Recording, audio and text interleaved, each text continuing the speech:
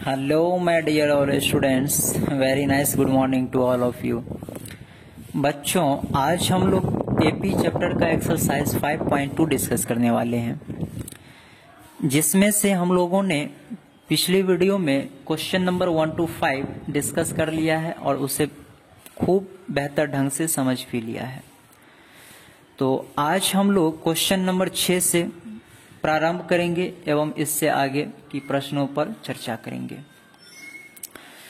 मैं आप लोगों को एक बात बताता चलूं कि यहाँ पर हमने प्रश्न एवं उसके सॉल्यूशन पहले से ही लिख रखे हैं, और ऐसा हमने इसलिए किया है ताकि आप लोगों के साथ मैक्सिमम नंबर ऑफ क्वेश्चंस, अधिक से अधिक प्रश्न एवं उसके सॉल्यूशन पर अच्छे से और कम समय में चर्चा कर सकें।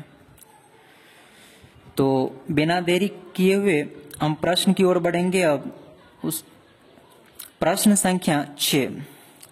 हाँ, यहाँ पर प्रश्न संख्या 6 में कहा जा रहा है कि क्या एपी, एक एपी दिया हुआ है 11, 8, 5, 2 और इसी तरह से ये बढ़ रहा है, का एक पद -150 है।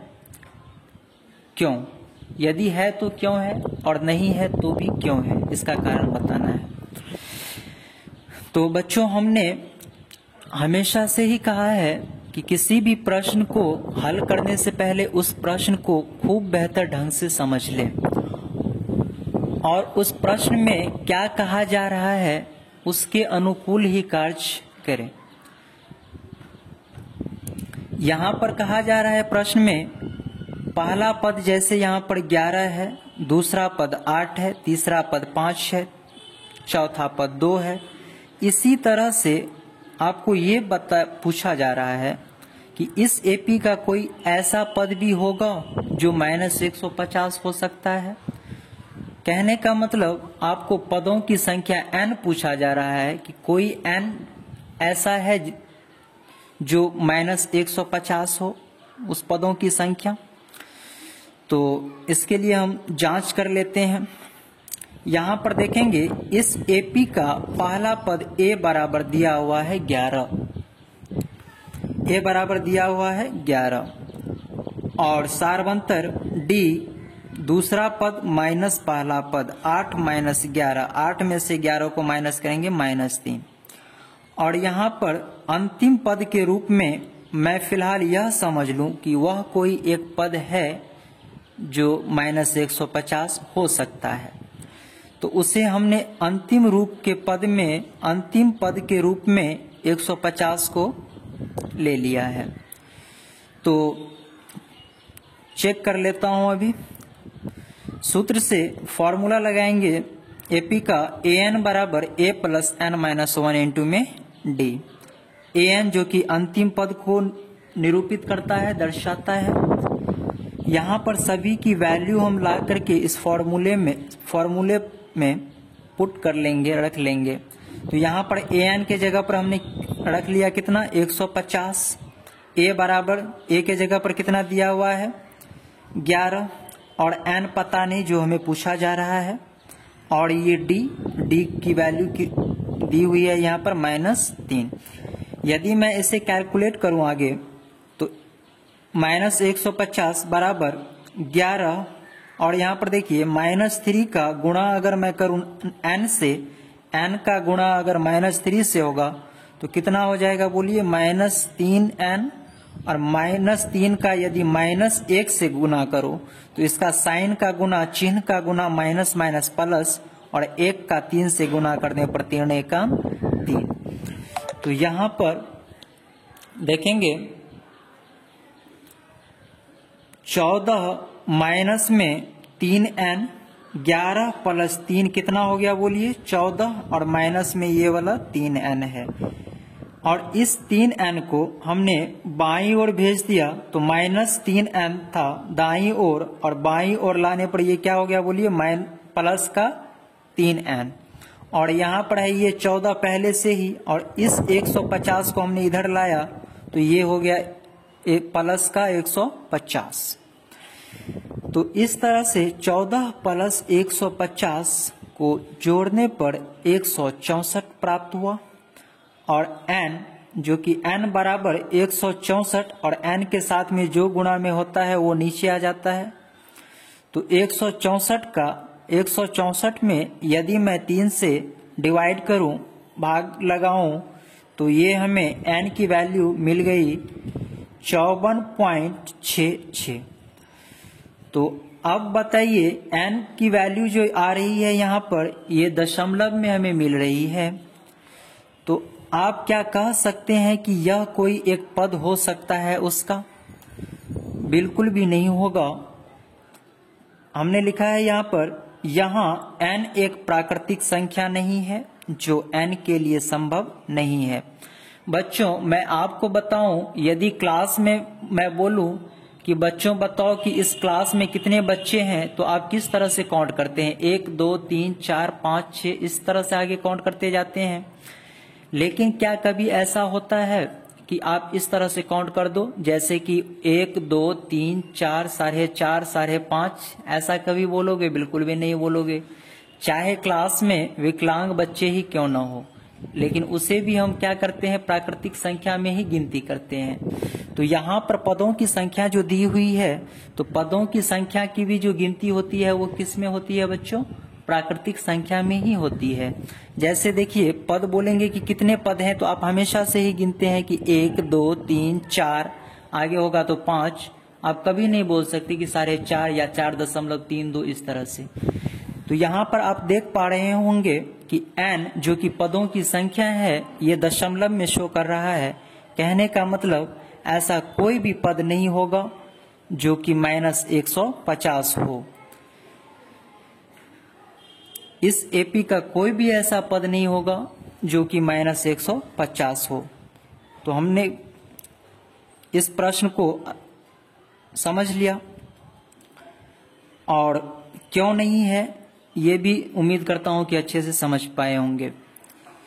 तो इसी के साथ बच्चों मैं अब अगले प्रश्न की ओर बढ़ता हूं। अगला प्रश्न है मेरा प्रश्न संख्या 7। प्रश्न को ठीक ढंग से पढ़ेंगे। प्रश्न कहता है कि उस एपी का 31वां पद ज्ञात कीजिए। कोई एक एपी है जिसका आपको कौन सा पद पता करना है? 31वां 31, जिसके लिए आपको कुछ शर्तें दी हुई है, जिसका 11वां पद 38 है। आपको ये पता है कि उस एपी का 11वां पद जो होगा वो कितना है? 38 है, 38, एवं उसका 16वां पद 73 है। तो बच्चों हमने कहा है कि कभी भी किसी भी प्रकार के प्रश्न को आप जब भी हल करें तो प्रश्न को खूब ढंग से पढ़ें और उसमें क्या चीज दिया गया है, कौन कौन सी तथ्य, कौन कौन सी जानकारी दी गई है और उसमें क्या पूछा जा रहा है।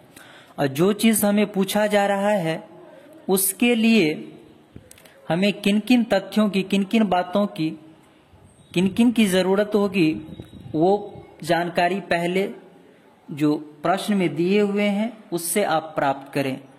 फिर आप आसानी से उस प्रश्न को हल कर सकते हैं और वो अज्ञात चीज का पता कर सकते हैं। तो ठीक इसी सिद्धांत को अप्लाई करते हुए हम इस प्रश्न को बनाने की कोशिश करते हैं। जैसे देखिए, आपको पूछा जा रहा है 31वां पद ज्ञात कीजिए। A31 का मतलब क्या हुआ? 31वां पद में हमने व्हाट लगाया जो कि पूछा जा रहा है। बच्चों दिया हुआ है, देखिए A11, 11वां पद दिया हुआ है। 11वां पद को हम किस प्रकार से लिखते हैं? A11, और A11 जो कि कितना दिया हुआ है? 38। A11 को हमने लिखना सिखाया हुआ है कि किस तरह से लिखेंगे? A + 10D। अगर यहाँ पर 11 है तो 10D, यहाँ पर 12 रहता तो 11D, यहाँ पर 20 रहता तो यहाँ पर 19D। इस तरह से हमने पिछले क्लास में चर्चा करा था। इस पर इस टाइप के बहुत सारे प्रश्न को देखे थे। तो A11 बराबर 38, अर्थात A + 10D बराबर 38। तो इस तरह से हमें देखेंगे कि दो चर वाले रैखिक समीकरण प्राप्त होता है। A जो कि पहला चर है और ये D दूसरा चर है। इस तरह से दो चर वाले रैखिक समीकरण हमें प्राप्त हुए। फिर देखिए दिया हुआ है दूसरा कि 16वां पद 73, और 16वां पद को आप किस प्रकार से लिखते हैं? A + 15D बराबर में 73। आप देखेंगे कि दो चर वाले दो रैखिक समीकरण आपको मिल गए और इस दोनों रैखिक समीकरण को यदि आप हल करते हैं तो ए और डी अर्थात उस एपी का पहला पद एवं सार्वंतर पता कर लेंगे। तो चलिए हम इन दोनों समीकरण को हल करके ए और डी पता करते हैं। तो पहला समीकरण हमें प्राप्त हुआ a प्लस 10d बराबर में 38, दूसरा समीकरण है a प्लस 15d बराबर में 73। और इस तरह से एलिमिनेशन मेथड से यदि आप हल करते हैं तो साइन चेंज करने पर देखिए ये a से एक a प्लस माइनस में कैंसिल है, 10d में से 15d को माइनस करेंगे 5d और 38 में से 73 को माइनस करेंगे 35। तो यहाँ पर माइनस से माइनस आप कैंसिल कर सकते हैं, तो d की वैल्यू क्या मिल जाएगी यहाँ पर 35 और अपन में 5, 5 7 जा 35। तो यहाँ से हमने d की वैल्यू निकाल लिया जो कि कितना प्राप्त हुआ 7। तो d हमें मिल गया। अब हमें चाहिए a, तो a की वैल्यू प्राप्त करने के लिए इन दोनों समीकरण में से कहीं पर भी आप d की वैल्यू को रिप्लेस कर दें, पुट कर दें, आपको पता लग जाएगा। समीकरण फर्स्ट में d का मान रखने पर समीकरण फर्स्ट कितना दिया हुआ है a प्लस 10d बराबर में 38।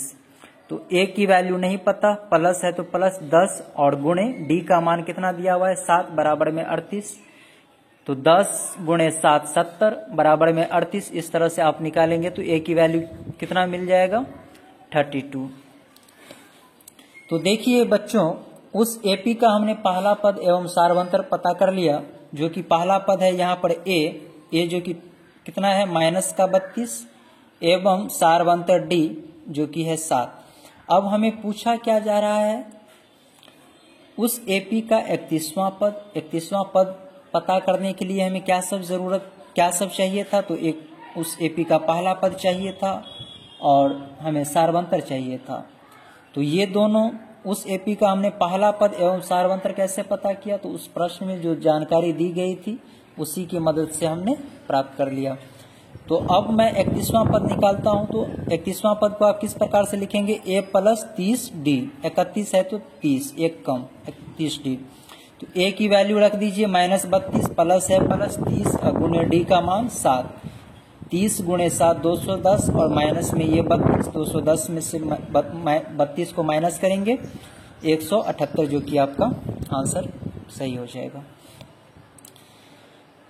अब मैं अगले प्रश्न की ओर बढ़ रहा हूं। प्रश्न संख्या 8। इस प्रश्न को समझेंगे थोड़ा क्या कहा जा रहा है इसमें। एक एपी में 50 पद हैं। कोई एक एपी है जिसमें पदों की कुल संख्या कितनी दी गई है 50, और उस 50 पद में से जिसका तीसरा पद है 12, कितना दिया हुआ है तीसरा पद 12, और अंतिम पद 106 है।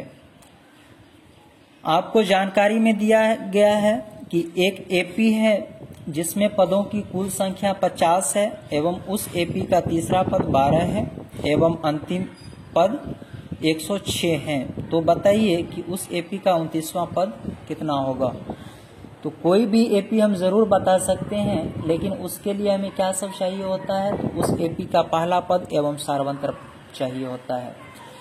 तो यहाँ पर ना तो पहला पद पता है ना ही सार्वंतर पता है, तो ये दोनों कहाँ से प्राप्त होगा। तो क्वेश्चन में प्रश्न में जो दी गई जानकारी होगी उसी की मदद से हम पता करते हैं। तो यहाँ पर देखिए बच्चों दिया हुआ है पदों की संख्या n बराबर में 50 और यहाँ पर तीसरा पद दिया हुआ है 12। तीसरा पद को आप किस प्रकार से लिख पाओगे, a प्लस 2d बराबर में 12। यहाँ पर हमें समीकरण पहला मिल गया। और देखिए A50 यहाँ पर और दूसरा जानकारी दिया हुआ है कि अंतिम पद 106 है। तो बच्चों अंतिम पद का मतलब क्या, इसमें पदों की संख्या कितनी दी हुई है कुल 50, तो 50वां पद ही अंतिम पद होगा उसका। तो उसके बारे में कहता है कि अंतिम पद 106 है, अर्थात उस एपी का 50वां पद जो होगा अंतिम पद वो कितना दिया हुआ है 106 दिया हुआ है। तो A50 को आप किस प्रकार से लिखोगे 50वां पद को, A प्लस 49D बराबर में 106, समीकरण सेकेंड। ये दो जानकारी दी गई थी, उससे हमने दो समीकरण तैयार कर लिया। और इस तरह से यदि आप दोनों समीकरण को हल करते हैं, समीकरण फर्स्ट तथा समीकरण सेकेंड से, तो आप पाएंगे कि इस समीकरण को हल करने पर ए का मान प्राप्त होगा 8 और डी का मान प्राप्त होगा 2। आप ये खुद से भी कर सकते हैं। तो इस तरह से हमें इस एपी का पहला पद मिल गया 8 और सार्वंतर मिल गया 2। अब हमें जो भी पूछा जा रहा है आसानी से हम निकाल सकते हैं। तो यहाँ पर हमें क्या पूछा जा रहा था, 29वां पद। 29वां पद कितना दिया हुआ है, 29वां पद हमें चाहिए। तो 29वां पद को हम किस प्रकार से लिखते हैं, a + 28d। 29 है तो 1 कम 28d। a की वैल्यू देखिए यहाँ पर 8 जो कि हमें पता है, रख देंगे यहाँ पर, प्लस है तो प्लस 28 और गुणे d के जगह पर d की वैल्यू दी गई है 2, तो गुणे 2। ये 8 और प्लस 28 गुणे 2 56। जो इस 8 और 56 को यदि मैं जोड़ता हूँ तो कितना प्राप्त हो जाएगा यहाँ पर 64। तो बच्चों इस तरह से आप प्रश्न को पढ़ के और उसे बहुत ही खूब, सबसे पहले मैं बार बार कहता हूँ कि प्रश्न को खूब अच्छे ढंग से पढ़ें। क्या पूछा जा रहा है, उसके लिए हमें किन किन चीज़ों की ज़रूरत होगी, वो आपको उस प्रश्न में दी गई जानकारी से निश्चित रूप से ही प्राप्त हो जाएगा। यदि उस प्रश्न में दी गई जानकारी से आपको वो तथ्य नहीं पता चलेगा, इसका मतलब वो प्रश्न में कहीं ना कहीं त्रुटि होगी। तो इसके लिए आप बिल्कुल निस्संदेह रहें, प्रश्न को खूब अच्छे ढंग से पढ़ें और उसके आधार पर दी गई जानकारी को कलेक्ट करें। फिर आगे जो पूछा जा रहा है उस वहाँ तक आसानी से पहुँच सकते हैं। तो बच्चों मैं अब यही कहूँगा कि इस तरह से अब आगे जो भी प्रश्न है उसे आप खुद से भी ट्राई करके, कोशिश करके और बिल्कुल ही अनूठे एवं निराले अंदाज में बना सकते हैं। तो उम्मीद करता हूँ, आशा करता हूँ कि ये 3 प्रश्न बहुत ही अच्छे ढंग से समझ में आए होंगे। इसके लिए बहुत बहुत धन्यवाद।